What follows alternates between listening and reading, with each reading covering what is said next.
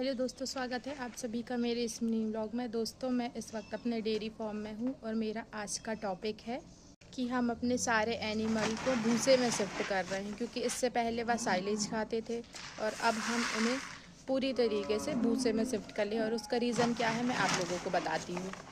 भूसे में शिफ्ट करने का रीज़न ये है कि हमारा जो हमने साइलेज बनाया था, आपने मेरे पिछले व्लॉग में देखा होगा, वो पूरी तरीके से एंड हो चुका है। और उसके बाद हम 3 से 4 बार बाहर से साइलेज परचेज़ करके अपने एनिमल को खिला रहे थे, लेकिन हमें उस टाइप का साइलेज नहीं मिल पा रहा था, क्योंकि वो बिना मक्के के दाने का था, बस पत्ती और पेड़ का ही साइलेज था। तो उसे खिलाने से हमारे एनिमलों को बहुत सारी समस्याएं हो रही थी, हेल्थ इशू हो रहे थे, हेल्थ से रिलेटेड कह सकते हैं हम।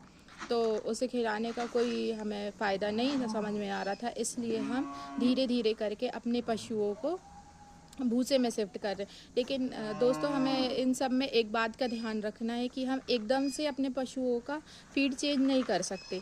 हमने साइलेज की मात्रा पहले तो आधी रखी, आधी भूसे की, फिर आधा से थोड़ा कम रखी। ऐसे करके डे बाय डे हम लोग 4 से 5 दिन के गैप में डे बाय डे ऐसे करके हम लोग साइलेज की मात्रा कम करते जाते थे और भूसे की मात्रा बढ़ाते जाते थे।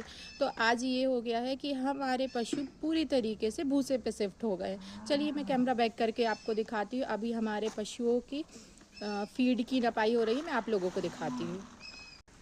तो दोस्तों, ये है हमारे भूसे का स्टॉक। ये हमने परसों ही जबलपुर से बुलवाया है। ये हमें 12 रुपये केजी के हिसाब से घर पहुंच के मिला है। लोडिंग अनलोडिंग सब उनका ही था। और ये है फीड, ये उसकी नपाई हो रही है।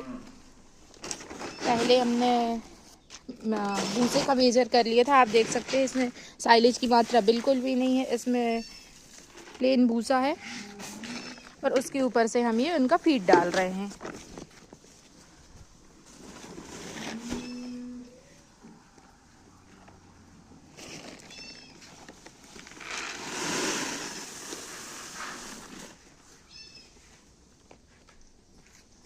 जितने भी पशुपालक भाई हैं हमारे यहाँ लोकल के और मेरा ये ब्लॉग उन तक पहुँच रहा है, तो आप हमारी एक छोटी सी हेल्प कर सकते हैं कि आप हमें बता सकते हैं कि अगर हमारे एरिया में कहीं भूसा मिल रहा हो तो हम वहाँ से परचेज़ कर लेंगे।